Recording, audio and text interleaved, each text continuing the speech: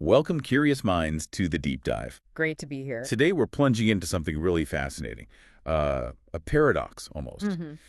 You have this nation, Israel, widely believed to possess nuclear weapons. I mean, everyone assumes they do. Pretty much, yeah. Yet, officially, they maintain this policy of, well, deliberate ambiguity. Never confirming, never denying. It's quite the tightrope walk. You'd think keeping a secret that big would be impossible, right? But as we'll unpack today, it's a story of careful planning, a lot of international maneuvering, and just systematic secrecy. It really is an incredible narrative. And our mission today is basically to distill this complex history for you. Right. We're taking a deep dive into how Israel's nuclear program started and evolved. We'll look at how they got the critical materials, the technology. And the foreign help involved, which was significant. Oh, absolutely. Extensive foreign assistance. And crucially, we need to understand how they managed to navigate, or maybe evade is the better word, international scrutiny, especially inspections. And their whole stance on the Nuclear Non-Proliferation Treaty, the NPT, which they never joined. Exactly. That's key to understanding their unique position. So this deep dive, it's really designed to help you get a handle on the key decisions, the sometimes surprising players, the big moments that led to the program, and what that whole nuclear ambiguity thing actually means in practice. Let's get into it. Okay, so our journey into this covert program, it doesn't really start with a bang, more like a quiet, very secret deal. A critical acquisition. Heavy water. Secured through this specific agreement, February 25th, 1959, Israel strikes a deal with Norway for 20 tons of heavy water.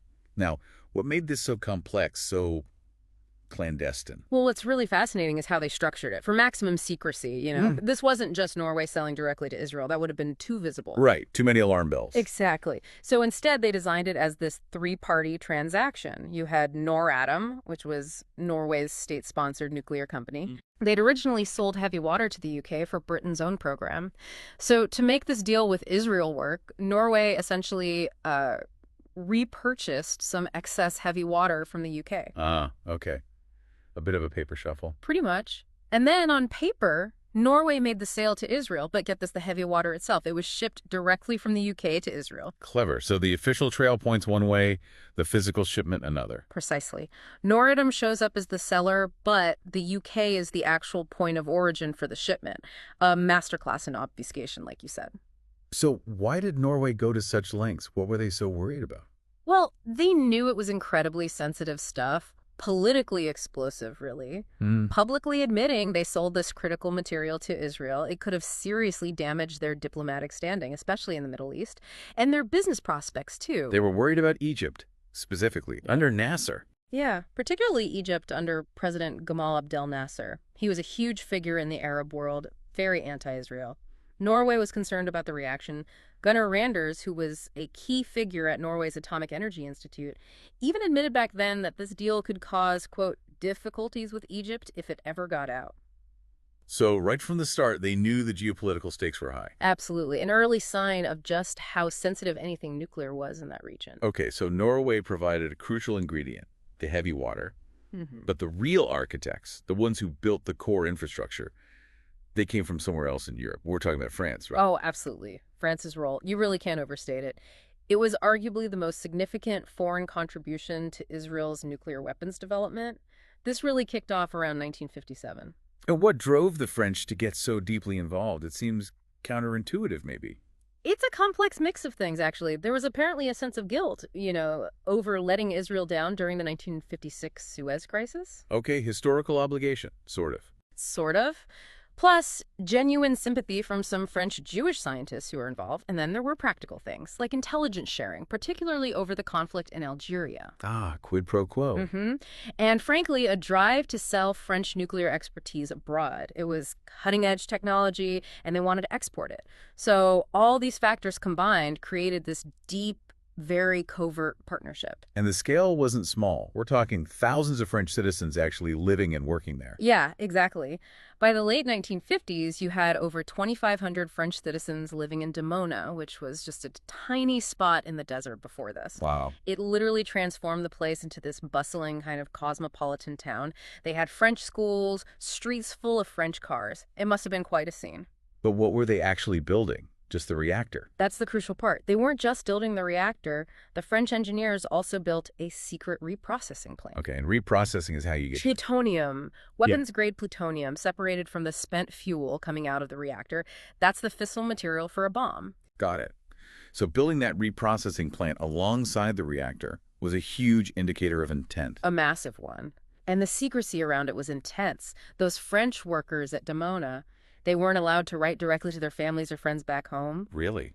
How did they handle mail? All their mail had to be sent to a phony post office box somewhere in Latin America, apparently. Incredible. That's next-level operational security for what was, essentially, a massive construction project. It shows just how seriously they took keeping this whole thing under wraps. Okay, so that brings us right to the heart of the program, the Dimona complex itself. Construction starts 58, reactor goes active sometime between 62 and 64. What was special about this reactor's design for a weapons program? Well, the design was absolutely critical. Unlike a lot of civilian power reactors, this one was heavy water moderated, natural uranium fueled. And why does that matter? Because that specific setup is uniquely efficient at producing weapons-grade plutonium. And importantly, it can do it using natural unprocessed uranium, which is much easier to get your hands on secretly than, say, highly enriched uranium. Right, so it avoids a major bottleneck for a covert program. Exactly. And what's really telling is that even back in 1960, U.S. intelligence had already figured it out. They knew that early. Yep. A U.S. intelligence report from 1960 correctly identified that Dimona would include a plutonium separation plant, the reprocessing facility we just talked about, and their conclusion was stark. It was, quote, unequivocally for weapons purposes. So the secret wasn't perfectly kept, at least from U.S. intelligence. No, not entirely. They knew the ultimate goal very early on, even if the details and the full extent weren't clear yet. And was Dimona actually churning out plutonium as predicted? What kind of quantities are we talking about? Oh, yes. A congressional study later, in 1980, estimated that the reactor could produce about 9 to 10 kilograms of fissile plutonium every year, starting around 1965. And fissile means usable in a bomb. Correct. Capable of sustaining that chain reaction. And if you project that forward, well, the Wisconsin Project on Nuclear Arms Control calculated that by 1990, just based on Dimona's production, Israel likely had produced enough plutonium for roughly 100 atomic bombs. 100 bombs worth of plutonium by 1990. That's a significant capability. A very significant sustained production capability, all built under incredible secrecy. So given that history, fast forward to today, what are the current estimates? How big is Israel's nuclear arsenal believed to be now, even with the ambiguity? Well, again, these are international estimates, not anything Israel confirms. SIPRI, the Stockholm International Peace Research Institute, they estimate Israel currently has about 90 plutonium-based nuclear warheads. Okay, 90 is their number. Are there other estimates? Yes, the broader estimates tend to range quite a bit, sometimes from 90 up to maybe 400 warheads. It's hard to pin down precisely because of the secrecy. And the actual fissile material stockpiles, plutonium and maybe uranium. Right. The Nuclear Threat Initiative estimates they have roughly 0.85 tons, that's 850 kilograms of weapons-grade plutonium, and also around 300 kilograms of highly enriched uranium, or HEU. And where did the HEU come from? Dimona produces plutonium, right? Dimona is primarily for plutonium, yes. Yeah. The origin of the HEU is less clear. There's this persistent, though unconfirmed, story. Ah, the diversion story. Exactly. The Arms Control Center mentions unconfirmed reporting over the diversion to Israel of 300 kilograms of weapons-grade uranium from a U.S. naval propulsion reactor fuel fabrication plant.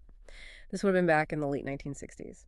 So potentially another secret acquisition route, this time involving the U.S., maybe inadvertently. Potentially. It's never been proven, but it adds another layer to the complex picture of how they might have assembled their stockpile. Okay, let's just process that. From starting the reactor in the early 60s to actually having workable weapons. How fast did that happen? It sounds incredibly quick, especially given all the secrecy. It was remarkably fast. I mean, think about it. Reactor active 62 to 64. And most sources suggest Israel likely assembled its first actual nuclear devices in 1966 or 1967. Just a few years later. Yeah. Right on the eve of the Six-Day War. Exactly. That timeline shows an incredible sense of urgency, a real strategic imperative driving the program forward at top speed. And having the devices is one thing, but you need ways to deliver them. A nuclear program isn't much of a deterrent without delivery systems. Does Israel have the full package?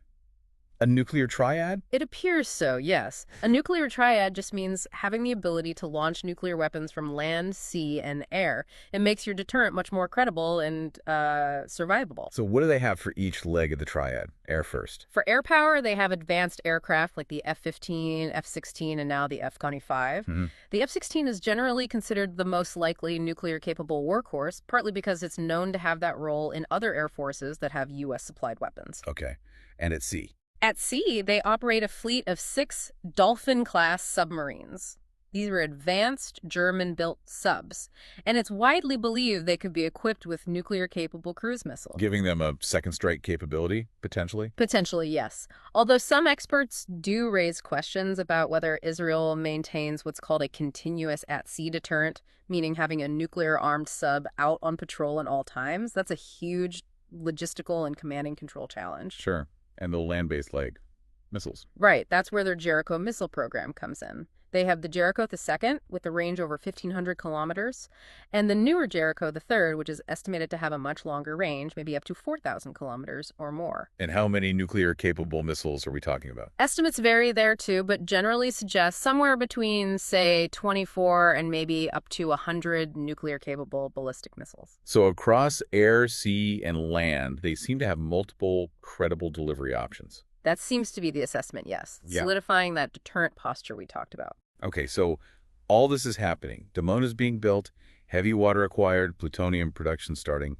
How did the rest of the world, especially the U.S., react when they first really figured out what was going on? Well, as we mentioned, the U.S. got wind of the Dimona project around 1960. The Eisenhower administration's reaction was described as surprised and angry. Not happy. Definitely not happy. But their initial response was cautious. They didn't immediately go public or, have a massive confrontation. They started asking questions, trying to get clarity, and quietly pushing for international inspections. But then Eisenhower leaves office, and President Kennedy comes in. And he took a much harder line, didn't he? This is where things get really interesting regarding inspections. Oh, absolutely. Kennedy was far more assertive on this. He wasn't satisfied with the vague assurances. He explicitly demanded that the U.S. be allowed to inspect Dimona. He demanded inspections. Did Israel agree? Well, it led to some pretty tense interactions, a direct confrontation, really, between Kennedy and 2 successive Israeli prime ministers, Ben-Gurion and Eshkol. Wow. High-stakes diplomacy. Very high stakes. And the result, ultimately, was that Israel did agree to a series of American inspections. There were 6 visits in total, roughly once a year, between 1964 and 1969. Okay, so inspections did happen. That sounds like some level of oversight was achieved then. On the surface, yes. But here's the crucial catch, and it gets right to the heart of the deception we talked about. Those inspections were never conducted under the strict conditions that Kennedy had demanded in his letters. Ah. So what was wrong with them? How did Israel manage that? Well, Kennedy wanted comprehensive access, surprise visits, the ability to take samples, real rigorous verification. What actually happened was quite different. The visits were scheduled well in advance. The American teams were often rushed. And most importantly, Yes. Israel systematically deceived them. We now know they literally constructed false walls inside Dimona. They built phony control rooms, all designed to hide the existence and scale of the secret reprocessing plant, the part that makes the plutonium for bombs. They built a Potemkin village inside a nuclear facility. Essentially, yes. A carefully staged presentation. The inspectors were shown a sanitized version of Dimona. So what does this tell us about the challenges of international verification, if even U.S. inspectors could be fooled like this? It's a huge lesson. It tells us that access alone isn't enough. You need genuine transparency and the ability to conduct truly independent, unfettered inspections. If a state is determined to hide something and controls the access, well, inspections can become little more than theater. It really undermines the whole basis of arms control agreements if verification can be circumvented so thoroughly. And this strategy of controlling information, of allowing inspections but making sure they saw nothing critical, it fits perfectly with their overall stance on nonproliferation, right? Especially regarding the NPT. Exactly, because Israel has never joined the Nuclear Non-Proliferation Treaty. That's the big international agreement meant to stop the spread of nukes and promote peaceful nuclear energy. By staying outside the NPT, what does that allow them to do? It means they're not legally bound by the NPT's requirements. Specifically, the requirement for signatory states without nuclear weapons to accept comprehensive international safeguards inspections by the IAEA, the International Atomic Energy Agency, on all their nuclear facilities. So no IAEA inspections required at Dimona because they never signed the treaty. Correct. It allows them to maintain their program and their ambiguity without technically violating any international treaty they're party to. It's a unique position. They operate outside that global framework. So they managed the U.S. inspections through deception, and they stayed out of the NPT framework altogether. This all seems to lead up to a key moment in 1969, the so-called Nixon-Mayer understanding. What happened there? That was a really pivotal moment. It essentially codified the status quo that had been developing. It was a secret agreement, an understanding reached between President Nixon and Israeli Prime Minister Golda Meir. And what was the understanding? Basically, the U.S. agreed to stop putting pressure on Israel over the nuclear issue. They'd back off on demanding inspections or pushing them to sign the NPT. And in return, what did Israel offer? In return, Israel committed to maintaining its policy of nuclear ambiguity. They wouldn't test a nuclear weapon. They wouldn't publicly declare they had them. They wouldn't deploy them overtly. Essentially, don't ask, don't tell, applied to nuclear weapons. So the U.S. would look the other way as long as Israel kept it quiet. That's pretty much the essence of it. It became the foundation of the U.S.-Israel relationship on nuclear matters for decades. What about Norway, though? The ones who supplied the heavy water way back at the start. Did they ever circle back on that? They did, yes, but much later. Starting in 1986, Norway launched the Sustained campaign, lasting until about 1990, trying to hold Israel accountable for that heavy water. They wanted assurances it wasn't used for weapons, and they wanted it back or under safeguards. And did they succeed? Partially. After a lot of diplomatic pressure, Israel was eventually forced to return 10.5 tons of the heavy water to Norway. Only about half of what they originally got. Right, about half of the initial 20 or 21 tons. So Norway gave some accountability, but not full resolution on the original amount. Which brings us right back to that core policy of ambiguity. Israel's long-standing line is that it will not be the first to introduce nuclear weapons into the Middle East.